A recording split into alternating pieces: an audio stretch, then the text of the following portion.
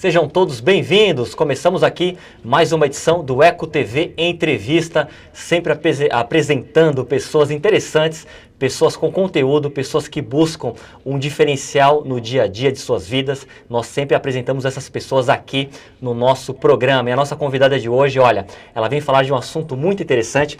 Ela está lançando esse livro que fala sobre as religiões japonesas no Brasil. Vamos então falar de cultura nipônica, vamos falar de paz, silêncio e outros assuntos que têm a ver com a cultura oriental. Muito obrigado pela presença aqui, Andréa Tomita. Obrigada, Seja bem-vinda, viu? Eu que agradeço, muito feliz de reencontrá-lo, né, e conversar sobre esse assunto. Que legal. André, vamos falar um pouco da sua formação, como eu sempre gosto de sempre iniciar aqui com todos os convidados. Fala um pouco da sua formação, você é aqui do ABC. Bom, eu venho do Rio de Janeiro, mas já estou aqui em São Paulo há muitos anos. E a minha formação inicial é na área de letras e por conta das circunstâncias de vir morar em São Paulo para participar de um seminário, eu acabei enveredando para o estudo das línguas, no caso da língua japonesa, da cultura oriental, né? Então, minha trajetória vem aí desse estudo de língua e cultura japonesa no Japão e depois aqui no Brasil, a continuidade, os estudos sobre religiões japonesas. Que legal. Que legal. E diz uma coisa, em relação ao livro, como é que foi para elaborar esse livro? Quanto tempo de pesquisa? Você teve colaboração de outras pessoas? Fala um pouco sobre o processo aí do livro. Bom, é muito interessante falar do livro, a trajetória, na verdade eu gostaria de ter estudado sobre as religiões japonesas no Japão, no período que eu morei lá. Mas por uma série de circunstâncias isso não foi possível, até a falta de um orientador sobre isso. Interessante, você está no Japão, mas a universidade que eu estudava não tinha esse professor especializado em novas religiões japonesas, que era o meu interesse, não é? Então, depois do meu retorno ao Brasil, eu tive a oportunidade de entrar num mestrado na USP na área de cultura japonesa. Interessante. E aí, não é, com um orientador que não era especialista em religiões, mas especialista em cultura japonesa, ele aceitou essa proposta, não é, de me orientar. Então, no estudo de mestrado, eu fiz uma comparação com duas religiões japonesas, novas religiões, a Igreja Messiânica e a Perfeita Liberdade. Eu pesquisei alguns aspectos da cultura japonesa presente no seio dessas religiões. Como que as pessoas que vivenciam essas religiões japonesas, se tornam adeptas, elas acabam também incorporando na sua vida alguns valores e alguns conceitos que são japoneses. Isso no mestrado. E aí, no doutorado, eu já gostaria de focar numa dessas, e foi o que aconteceu. No mestrado, que eu fiz aqui na Universidade Metodista, aqui em São Bernardo, né, com professores maravilhosos, porque aceitaram o desafio de trabalhar com uma religião diferente, não é? No programa ainda não tinha nenhum aluno que trabalhasse com esse tema. Então, meu orientador, né, sempre muito gentil, aberto, né, embora seja de outra tradição religiosa, mas pela visão ampla, ele também aceitou essa orientação. E aí eu vim desenvolvendo por 4 anos, né, os estudos do doutorado, e em 2009, então, eu terminei. Mas o livro só foi possível de lançar agora, né, em 2014. Legal. Você hoje mora em São Bernardo, é isso? Eu moro em São Bernardo, isso. Sou aqui da terra. Nunca imaginei morar em São Paulo, foram as circunstâncias da vida, né? E depois morar em São Bernardo, para mim, também é uma experiência diferente, já há muitos anos, não é? Então, já estou mais acostumada. O frio, né? Aqui é meio frio, né? Então, mas agora já estou bem... Já está bem adaptada. Adaptada. E por falar em adaptação, Andréa, diz uma coisa, essas religiões japonesas, quando elas são introduzidas na cultura brasileira, elas ficam, se mantêm íntegras ali, 100% ainda nipônicas, ou acaba se adaptando, pegando umas pitadas ali de brasiliedade, da cultura brasileira? Fala um pouco sobre isso. Então, Fábio, exatamente esse é o tema do livro. A pesquisa, ela trabalhou a questão da integração religiosa e cultural de uma religião estrangeira, no caso a religião japonesa, que tem esse nome messiânica, isso já é curioso, não é? Um nome que suscita aí interpretações cristãs, como ela se integra no país. Esse contato entre religiões, entre religiosidades assim diversas, que é o caso do nosso país.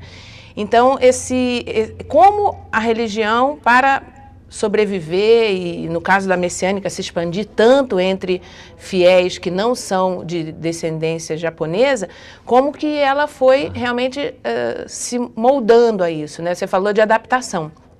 Nos estudos de religião, há várias possibilidades de ver esse fenômeno, né, da adaptação. Nesse livro, em especial, eu trato do sincretismo, mas o sincretismo como uma possibilidade de interação muito profícua, muito criativa, não é? Então, essa interação de tendências diversas, como isso acaba gerando uma religiosidade muito rica. Que legal.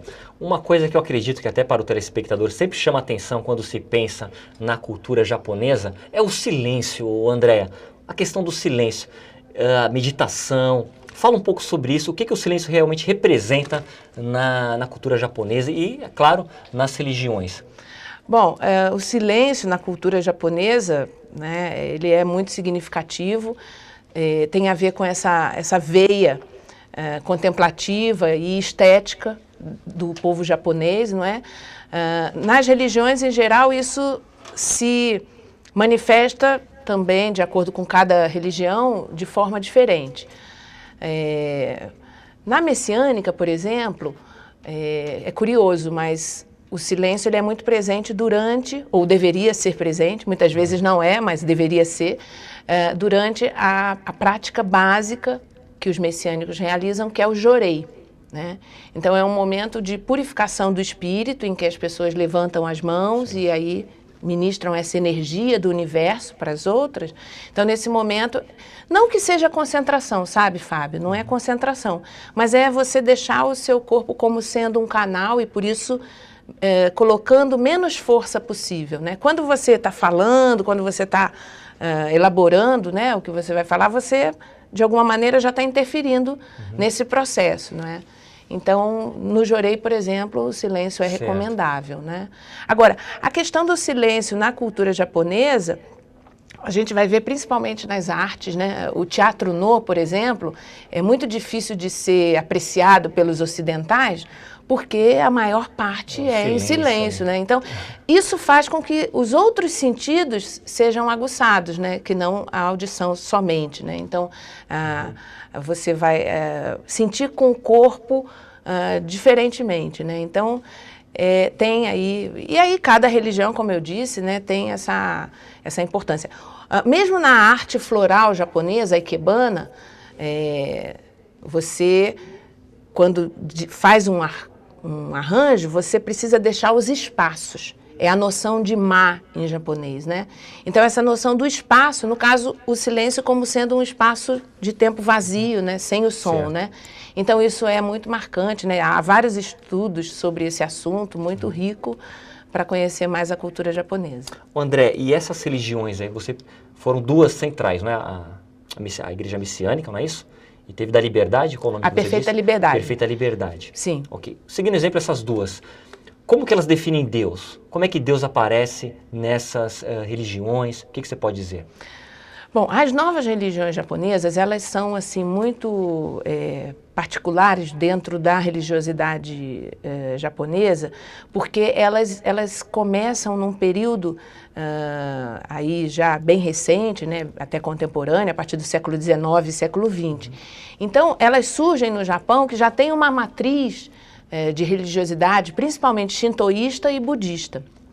Então, só aí você já tem uma gama de maneiras de se aproximar desse ser superior. Por exemplo, no budismo, você exatamente não vai ter o relacionamento com a figura de Deus. Você vai acreditar e seguir os preceitos do Buda, ou dos Budas, porque são vários, né? Então, você tem então o jeito budista de lidar com essa realidade última, E tem a maneira shintoísta de lidar, que aí sim, aí você vai ter a noção de deuses, mas não aquela noção do Deus criador, do Deus supremo. Bem, isso então já é essa matriz, e no livro eu falo muito disso, que é a própria matriz da religiosidade japonesa, que já é muito sincrética, né? Já é muito, tem uma série de estudos que vão falar disso, dessa realidade.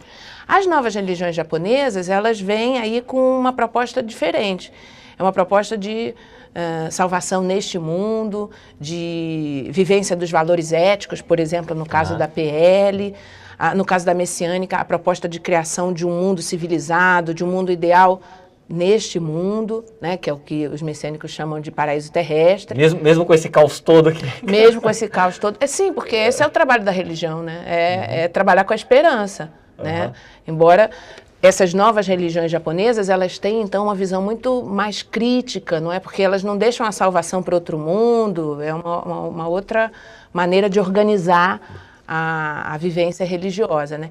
Então, cada uma delas, porque são muitas, mesmo as novas religiões japonesas, o Japão é considerado um museu de religiões, tamanha quantidade de religiões que existem por lá. Então, cada uma delas lida com essa noção de Deus de uma maneira diferente.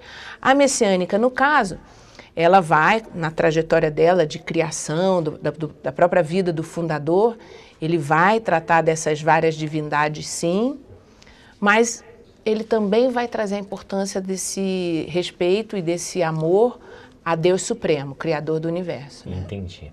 Olha, eu nem preciso dizer aqui para o telespectador que você está proibido de mudar de canal. Nós vamos para um rápido intervalo, mas não sai daí, que daqui a pouco eu volto aqui com mais conversa com a Andrea Tomita neste papo bem interessante.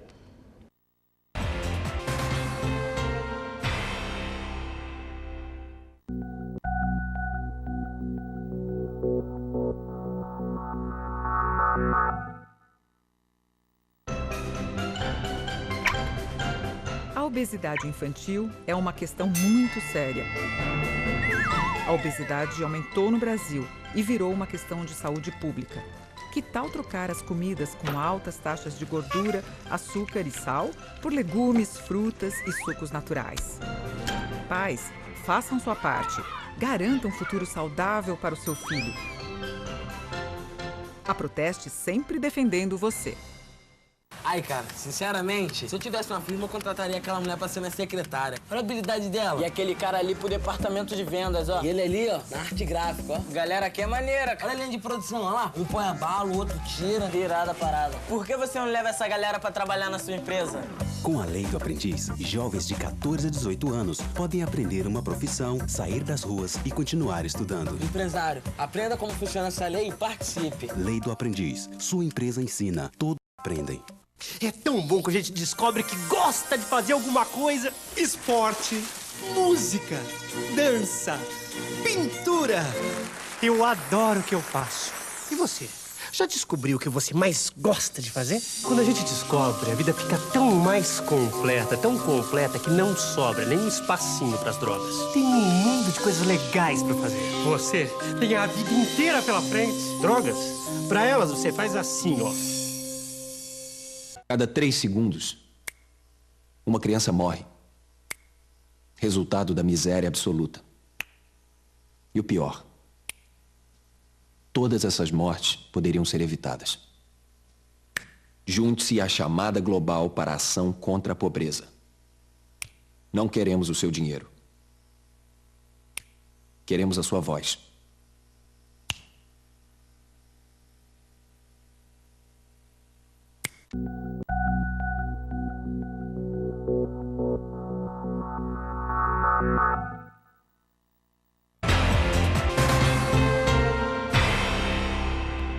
Estou de volta aqui com a Andrea Tomita e enquanto passava o intervalo, eu estava dando uma folheada aqui no livro que é muito interessante, hein, André? André, diz uma coisa, o telespectador que quiser adquirir o livro, o que ele tem que fazer? Está nas principais livrarias, nos Blockbusters aí, como é que... Nos sebos, sim. onde ele encontra o livro? Ainda no sebo não, porque ele é muito recém-lançado, mas claro. sim, na livraria Saraiva, não é online ou nas lojas, e também no site da Fundação Mokichi Okada, que é a fundação a qual a Faculdade Messiânica é ligada, no www.fmo.org.br, né? Então ele pode ser adquirido.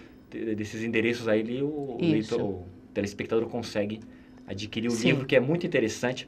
E enquanto eu folheava aqui, André, eu vi uma página, um capítulo dedicado à simbologia. O meu querido Eric vai dar um close aqui no livro. Enquanto ele dá esse close, olha, fala um pouco da simbologia, que a simbologia faz parte, né? Toda religião tem os seus símbolos ali, tem a cruz, enfim. Quais são os símbolos principais aí dessas religiões, André?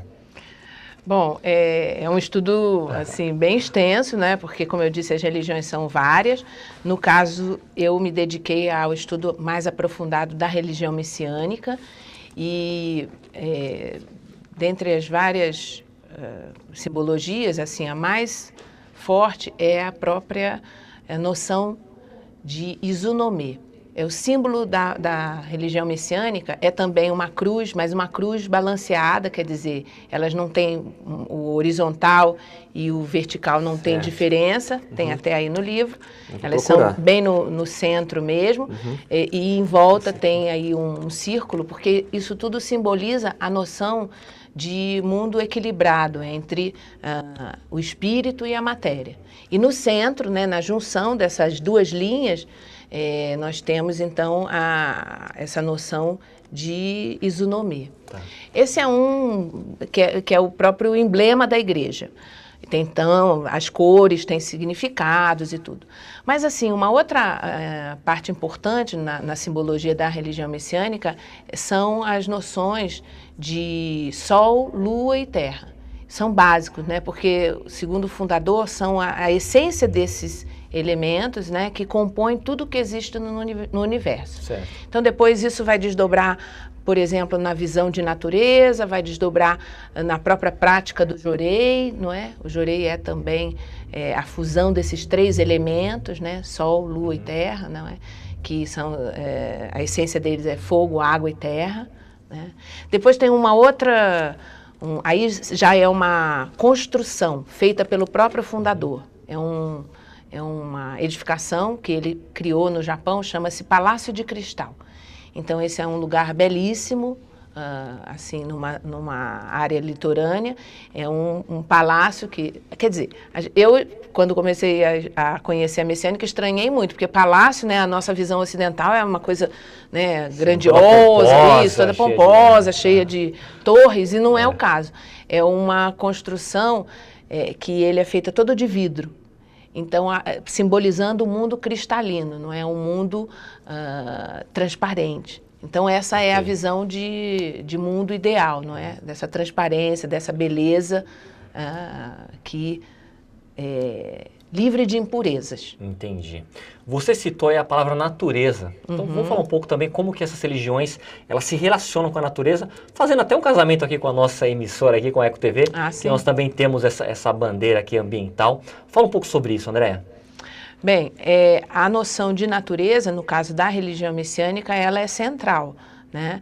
Então, o fundador vai falar da importância de vivenciarmos a natureza, mas não só a natureza que nos cerca, não é? O meio ambiente, que hoje realmente a gente está cada vez mais buscando essa consciência ambiental. Não, a natureza do ser humano. Então, o ser humano, ele é constituído de quê? De espírito e matéria. Como que essa relação espírito e matéria, no dia a dia, faz com que nós vivamos mais dentro dessas leis da natureza, não é? Então, toda a prática da fé messiânica, ela vai buscando isso, que a pessoa vá conhecendo a sua realidade invisível, perceptível e visível, não é? Então, essa combinação, a pessoa vai percebendo isso e conseguindo respeitar a natureza. Então, por exemplo, no livro eu trato a noção e a visão de como a religião messiânica ensina sobre a doença. É diferente, né? Então, a natureza a própria vida no seu estado natural, né? O estado natural das coisas, que é assim que o fundador define, né? E depois aí, no campo da filosofia, a gente vai desdobrando esses estudos, né? Então, essa noção de respeito à natureza, às leis divinas, não é? Essa harmonia é muito importante. André, e o pecado, hein? Pecado, que tantas pessoas comentam ali. Sempre quando eu falo de pecado, eu acabo sempre lembrando daquela frase do Santo Agostinho: Senhor, afastai-me do pecado, mas não agora, né? É um pensamento aí desse santo, que era meio profano, ele ficou do outro lado lá também, né? Enfim. Como é que as religiões japonesas encaram o pecado, Andréa? Bom, no caso das religiões japonesas, essas, então, até de matriz shintoísta, e que agora há pouco eu falava, né, e budista, elas têm uma relação diferente com a noção de pecado, né? Então, muito mais do que a noção de pecado, é a noção de pureza e impureza, né? Então, é toda uma proposta de purificação do espírito, né? Então, naturalmente, tem toda uma proposta e ensinamentos, né, falando dessa existência do mal, não é? Mas que, mais do que isso, você precisa fortalecer o bem. Então, por exemplo, na constituição do ser humano, segundo a teologia messiânica, o ser humano ele é constituído de um espírito ou de uma proteção, uma divindade, né, primordial.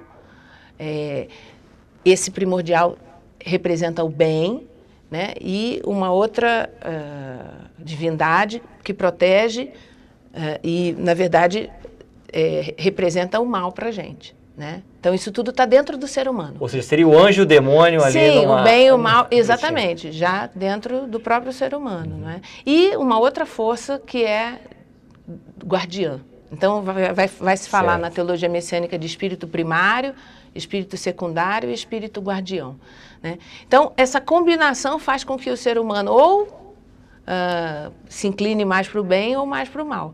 O que é importante é fortalecer a força do bem, porque a consciência de que você tem os dois, ela já existe e é real, não é? Então, esse trabalho todo de fortalecimento do bem, então todas as práticas, tudo que se propõe é para que esse bem seja maior do que o mal. Então, o mal pode até chegar a 99%, mas 1% de bem, ele não vai prevalecer ali na sua totalidade. Ele vai ser capaz de modificar esse mal, né? E aí, como eu falava, mais do que a noção de pecado, é a noção de purificação. Então, também a pessoa, quando erra ou quando ela comete o mal, muitas vezes ela está realizando aquilo exatamente por causa das máculas que ela precisa purificar. Então, aí tem toda uma noção também, agora há pouco a gente falava, né, de ciclo da vida e tudo, né? Essa purificação, ela ocorre nesse mundo, mas também ocorre a partir de outras vidas, né? Falei em outras vidas, é a morte, né? A morte também, que cada religião encara a morte de uma maneira diferente. Fala um pouco aí de como que a morte é vista aí nessas religiões, Andréa. Bom, na religiosidade japonesa, é tarefa principalmente do budismo cuidar da morte, né? Então, às vezes no Japão se brinca que você nasce shintoísta, porque então na hora do nascimento vai sempre levar a criança a um templo shintoísta e tudo. Depois, quando você casa, muitas vezes você casa hoje em dia, não é? Já na modernidade, casa na igreja cristã, mesmo no Japão. É pequena, mas tem. E depois morre, quem cuida é o budismo. Tamanha esse trânsito aí que se permite na religiosidade japonesa. Não é o caso das novas religiões japonesas, elas depois, conforme a linha de onde elas vêm, elas têm uma visão diferente, né? Agora, a morte na religião messiânica, né, essa separação do mundo do corpo espiritual e do corpo material. Então, na hora da morte, cada espírito volta para o seu mundo de origem, né? E depois de um tempo de purificação, novamente, através, né, da vontade de Deus, a pessoa no caso, esse espírito reencarna novamente. Então a reencarnação também faz parte aí. Na teologia messiânica, sim. Sim. E nas demais religiões japonesas? Sim, a grande maioria sim, tem claro, essa filosofia, tem esse pensamento. Sim, porque até o culto aos antepassados, ele é muito presente na religiosidade japonesa, tanto shintoísta quanto budista, não é? Então isso aí em geral, essa proposta de reencarnação. Olha, que assunto interessante, André, mas como você percebeu, nossa produção já apareceu ali, já fomos sinalizados. 2 minutos, você viu que a Renata Costa chegou ali e colocou 2 minutos. Então, olha, eu te agradeço, viu? Agradeço muito mesmo, muito legal. Muito bacana estar conversando com você, um assunto... Falar de religiosidade é algo muito interessante, né? Eu acho que as pessoas elas têm que se abrir a mente cada vez mais. E é claro, independente da religião dela, também saber como que as outras pessoas cultuam Deus, quais são as outras filosofias, não é verdade, André? Sim, com certeza. E a religião, ela é parte da cultura, né? Claro. Então, conhecer, ainda mais no mundo de hoje, não é? Que a gente vê tanta situação de intolerância, não só religiosa, mas não é? Então eu acredito que o estudo das religiões, quando bem feito, quando feito a partir de uma perspectiva de respeito e também com o apoio do estudo da ciência, né? Daí esses estudos de ciências da religião, não apenas do ponto de vista daquela religião, mas da pluralidade de religiões, é muito importante, com certeza. Legal. Olha, e para finalizar, nós temos, eu acredito, uns 30 segundos, 40 segundos, eu vou testar o seu poder de síntese aí como uma estudiosa. Então, por favor, olha, esta câmera é toda sua. Fique à vontade e dê uma mensagem final aí para o nosso telespectador. Bom, assim, realmente motivo de alegria, agradecer estar aqui com você e convidar o telespectador a conhecer esse mundo das religiões japonesas através do nosso livro e não só através do livro, outras maneiras, temos cursos que falam desse assunto, não é? Textos, artigos, né? Então, eu penso que é uma oportunidade de conhecer um mundo novo. E então fica esse convite aí a todos.